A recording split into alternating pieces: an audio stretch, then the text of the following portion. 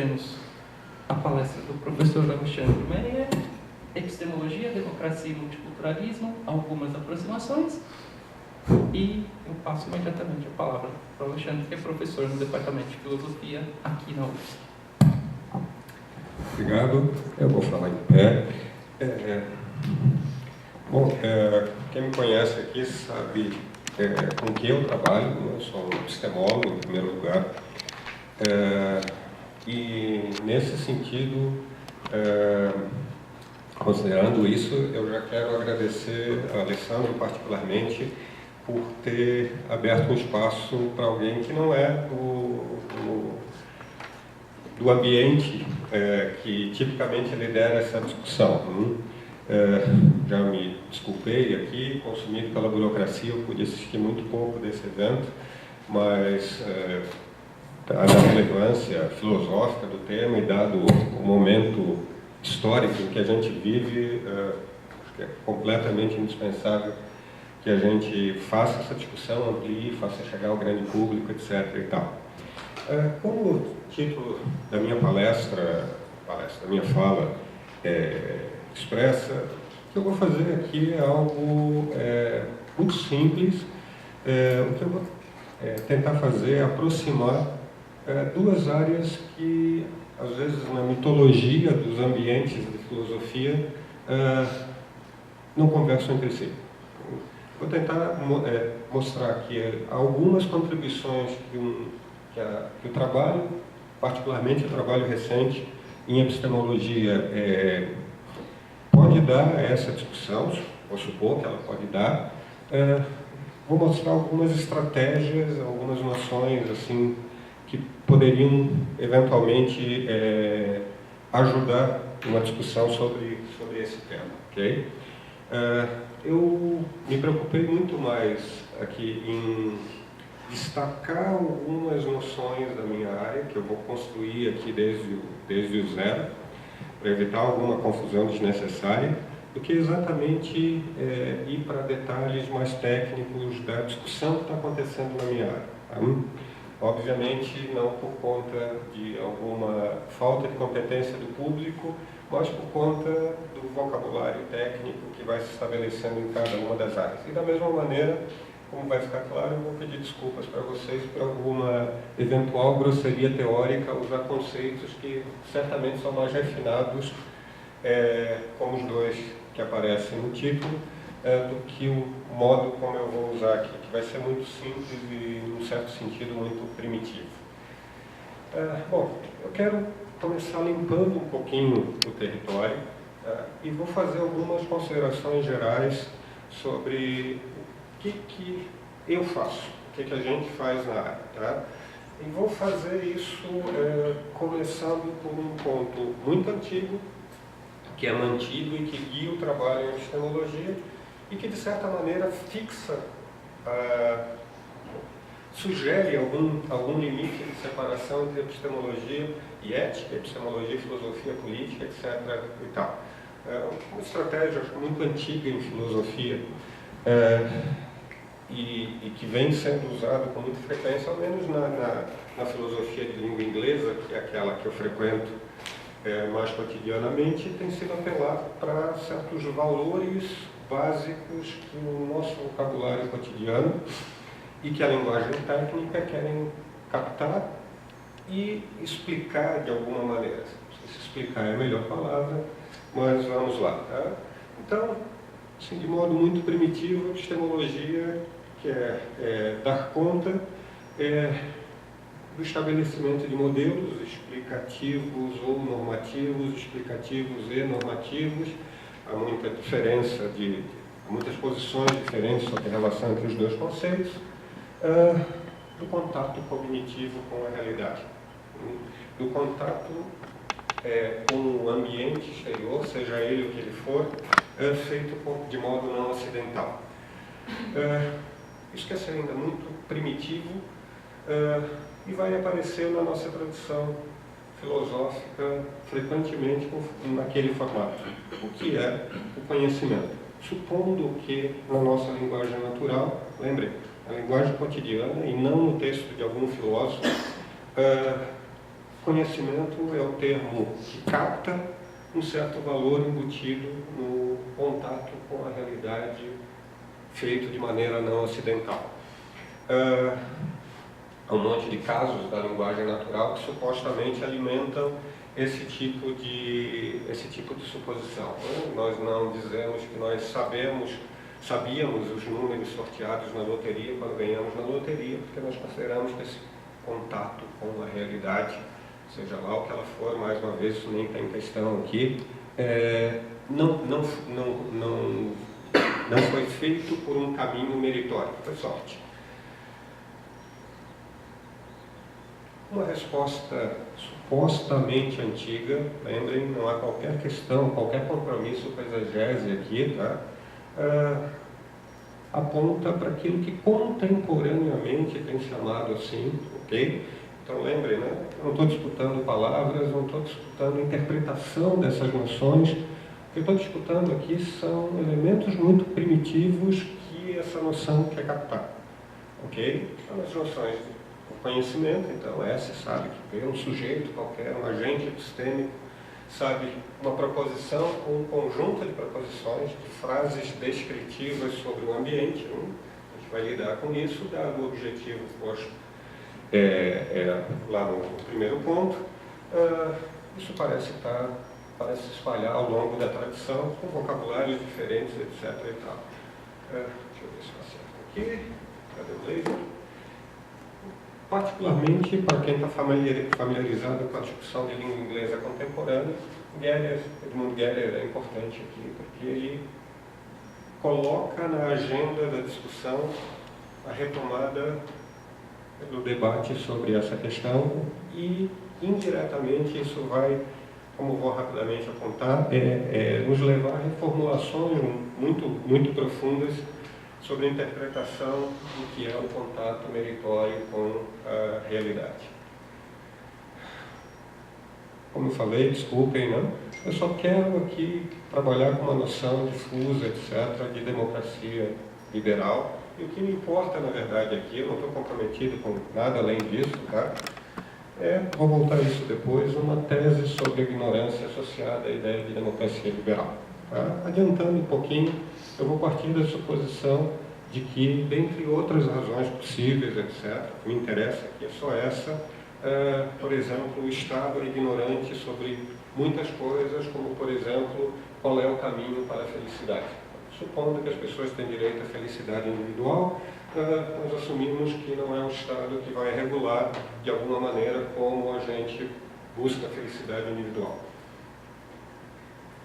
E eu estou falando aqui multiculturalismo só por uma tese descritiva, provavelmente muito antiga, tá? Sobre a diversidade das experiências humanas, das culturas, etc. E tal. Okay?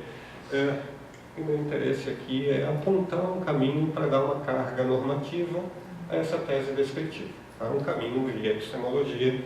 Lembrem, eu não estou assumindo que é o único caminho para fazer isso. O que eu quero é mostrar um caminho via epistemologia. E aí, o meu ponto mais geral, tá? Além de eventuais considerações via ética, via uma teoria moral, ou sei lá o que, em favor da democracia e de alguma pressuposição multiculturalista, a epistemologia parece oferecer alguns indícios, algumas evidências adicionais, então, em favor dessas duas teses. Limpando um pouco o terreno, então, sobre, agora não mais o que é epistemologia, limpando o terreno no que diz respeito à nossa mitologia sobre a epistemologia. Aquela mitologia que é, por vezes, apresentada nos nossos cursos de graduação, etc. e tal, e que eu vou supor aqui, muitas vezes se estende para discussões mais sofisticadas na pós-graduação, por exemplo, ou no âmbito da pesquisa dos professores, etc. e tal. Então, lembrem, tá? Mais uma vez, eu não estou fazendo exegese. Eu estou atacando mais o mito do que alguma exegese, do que defendendo alguma exegese em relação ao autor. Tá? Então, um primeiro mito aqui, né? A ideia de verdade com V maiúsculo, como algum tipo de conjunto de suposições, conjuntos de conhecimentos, estabelecidos a partir de uma posição privilegiada do filósofo. Segundo, mais interessantemente, um Descartes que é apresentado via argumentação cética, inclusive das nossas leituras mais típicas na graduação, elas começam pelas meditações, né, que curiosamente não é um trabalho de começo da obra cartesiana, um trabalho final da obra cartesiana. Um Descartes que naquela leitura, de novo, né, não é exegese aqui, vem de duas coisas.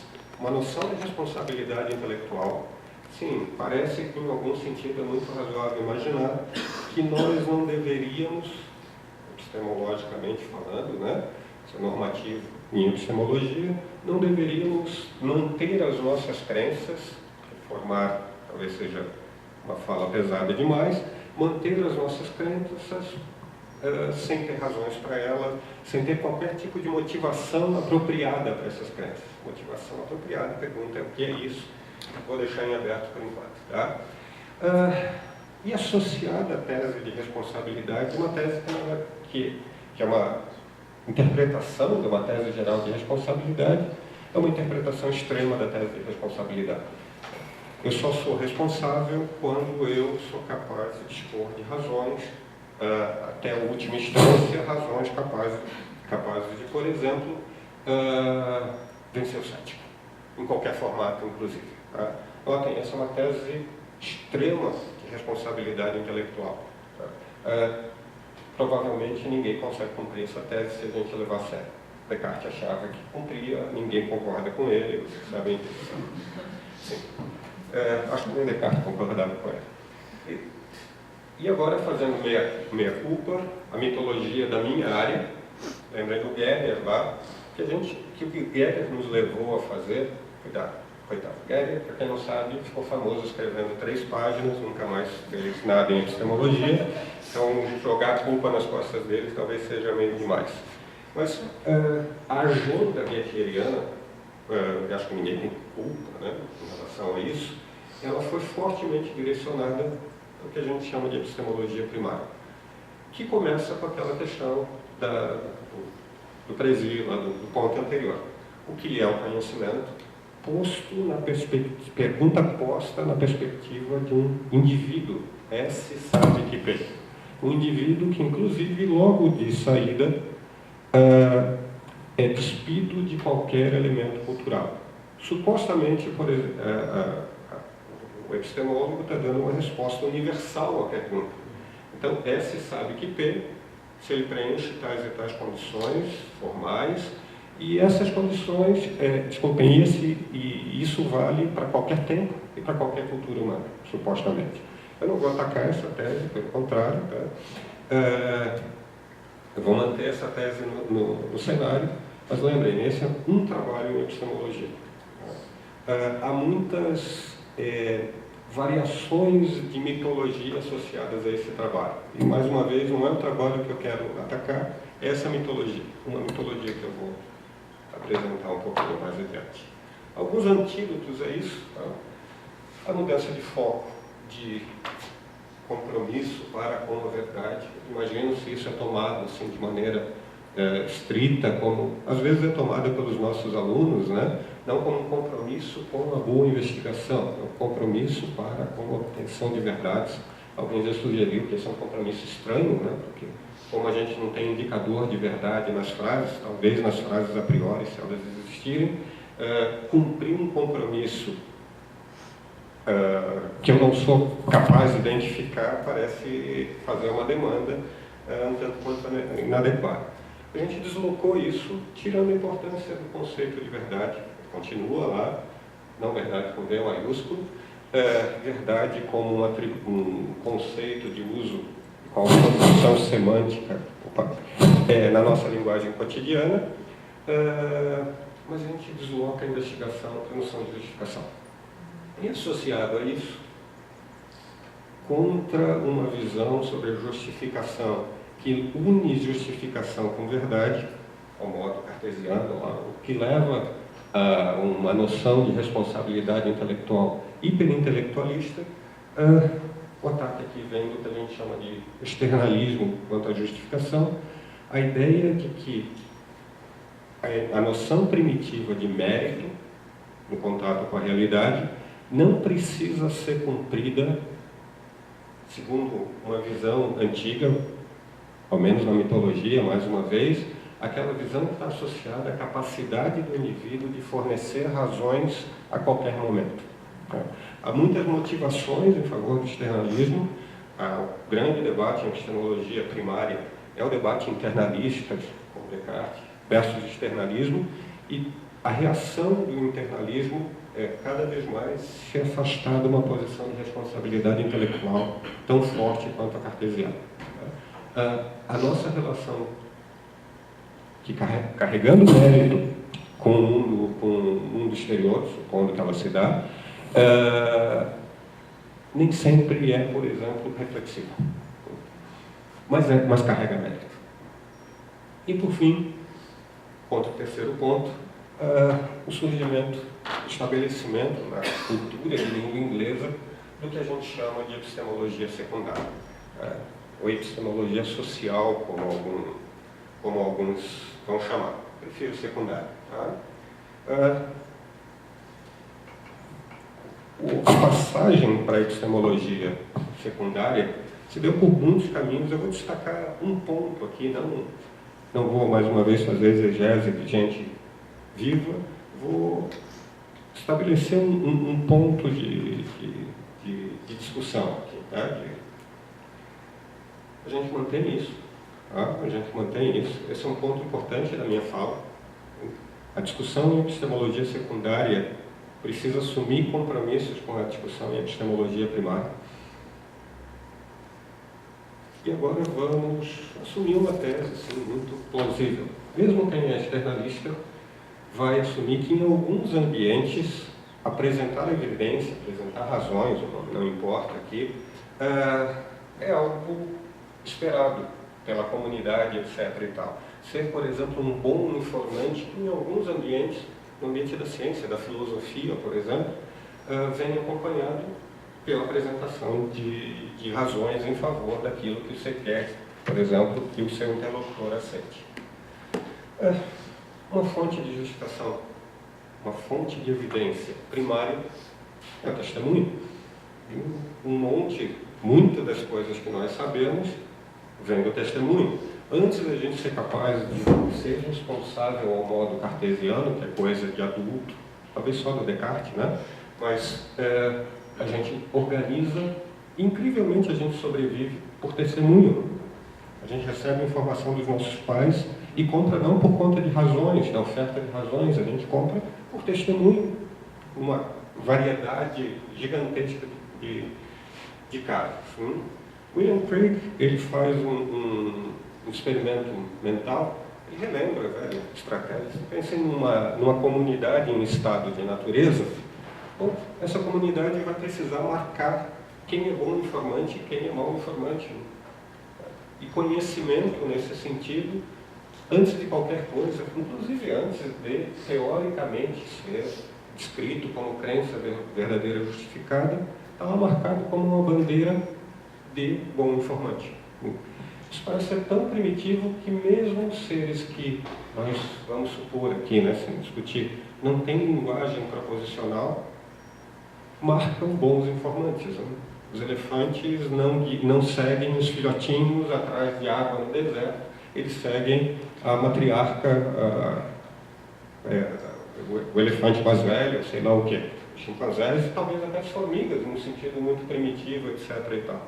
Cria marcas de bons informantes.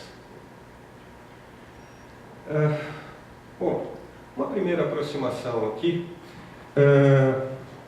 se alguém, para tratamento, para a noção de bom informante aqui, se alguém recebe a informação de alguém que é de outra pessoa, né, o S e o R, eu vou manter aqui, desculpem, hábito da minha área, e se esse indivíduo que dá uma informação é um bom informante, parece que quem recebe o testemunho dessa pessoa cronicamente, etc. e tal, de alguma maneira dispõe de justificação para aquela proposição. Tem um monte de problemas aqui, não pense em detalhes técnicos. Tá? Lembrem, a alternativa a isso é negar a justificação em qualquer grau, em qualquer sentido, e aí, de novo, nós estamos negando conhecimento a crianças que agem seguindo as instruções do pai. Então, talvez crianças pequenas não tenham razões para apresentar ou não seguiam por razões para desviar da parede ou de um objeto no meio do caminho. Okay? Lembra, nosso ônus aqui é negar conhecimento para elas. Mas eu quero tornar o meu ponto aqui essa tese mais fortemente responsabilista. Se alguém recebe o testemunho e se quem recebe o testemunho é capaz de avaliar a qualidade do testemunho, então, ao receber o testemunho de alguém que é boa fonte, quem recebe esse testemunho e avalia como boa fonte, avalia apropriadamente, podemos supor, recebe a justificação que vem daquela fonte. De novo, há muitos problemas nessa formatação, mas a ideia geral parece, pelo menos, muito razoável para alguns ambientes. Tá? Nós precisamos disso, mais uma vez, para sobreviver. Lembrem disso, ok? A despeito do que os filósofos acham, a despeito do hiperintelectualismo, etc. e tal, as pessoas sobrevivem se guiando por testemunho, mas não sobrevivem de maneira ingênua, né? Porque mesmo crianças começam a aprender rapidamente que tal indivíduo é fonte de testemunho, tal indivíduo não é fonte de testemunho. E o ponto final ali é o meu ponto de ligação com a epistemologia primária. Lembrem, eu não estou falando aqui da avaliação de indivíduos a partir de certos padrões sociais, etc. e tal. Nesse momento eu estou fazendo uma coisa anterior a essa. Indivíduos na comunidade, eles têm que aprender, por exemplo, a separar bom testemunho de mau testemunho. Minha mãe faz isso. Ela não acredita em médicos. Ela tem um método, sim, que custa caro, agora não custa mais, telefone é barato, para separar bons médicos, bons informantes em medicina de maus médicos. Não é exatamente checar os artigos científicos, etc. e tal, é ligar para as amigas. Ela liga para 250 amigas dela, fica 5 dias no telefone e no final ela diz, vai nesse cara, não vai naquele cara, e normalmente isso funciona muito bem. Nem sempre, mas só custa caro, né? A conta do telefone lá em casa era muito, muito alta. Tá? Mas agora, uma questão fica em aberto, e essa questão interessa. Né? Ok, mesmo que eu precise do trabalho primário para separar dentro de uma cultura, de uma comunidade, bons informantes de maus informantes, né? É fácil dizer assim que as pessoas confiam em médicos, e a resposta aqui é dizer, não, elas não confiam em médicos, elas confiam em bons informantes, mesmo a minha mãe. Há uma outra pergunta mais geral, de como se constroem agora sim modelos gerais de avaliação. Agora eu dou um passo atrás e digo, sim, minha mãe acredita em médicos. Não todos, ela separa, etc. e tal, mas ela rapidamente se direciona para médicos e não para mecânicos de carro quando ela tem alguém doente na família ou alguma coisa assim. E agora eu chego, vou correr um pouquinho,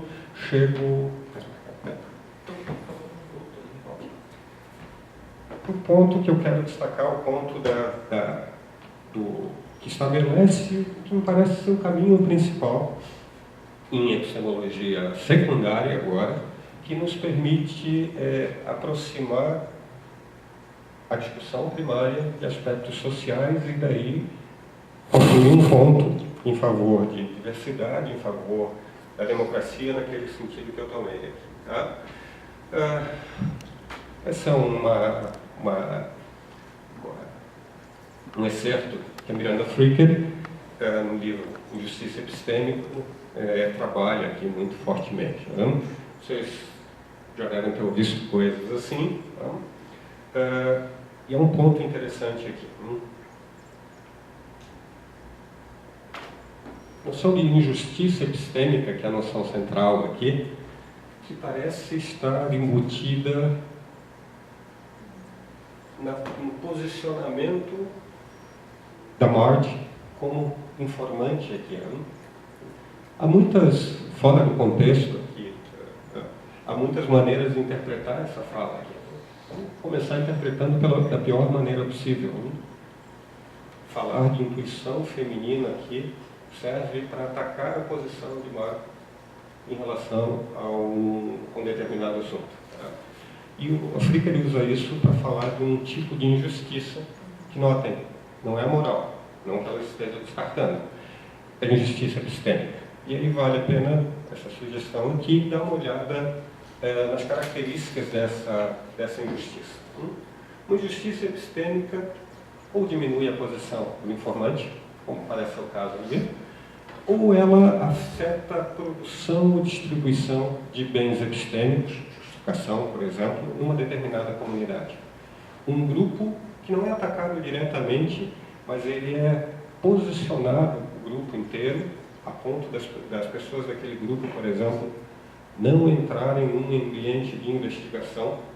Esse grupo é posicionado semanticamente, por exemplo, etc. e tal, como um grupo que não é capaz de ser bom informático.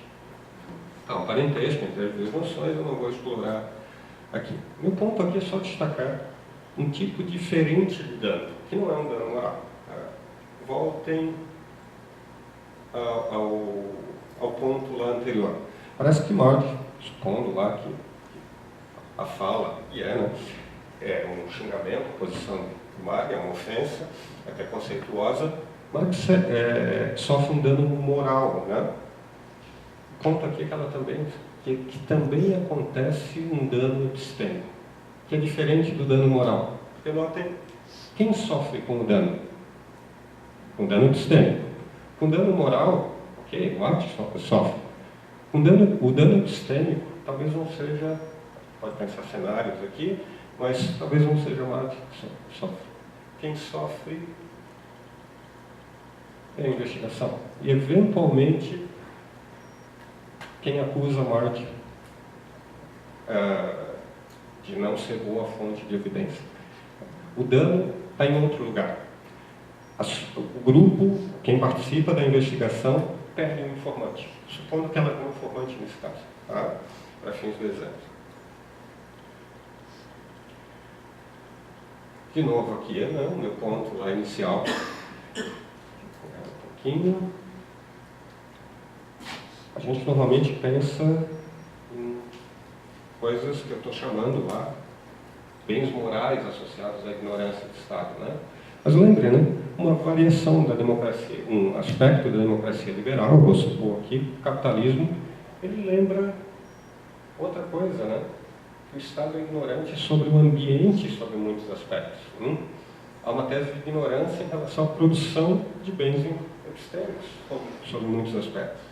Há coisas que as pessoas, os indivíduos sabem porque vivem em tal lugar, etc. e tal, que o Estado não sabe.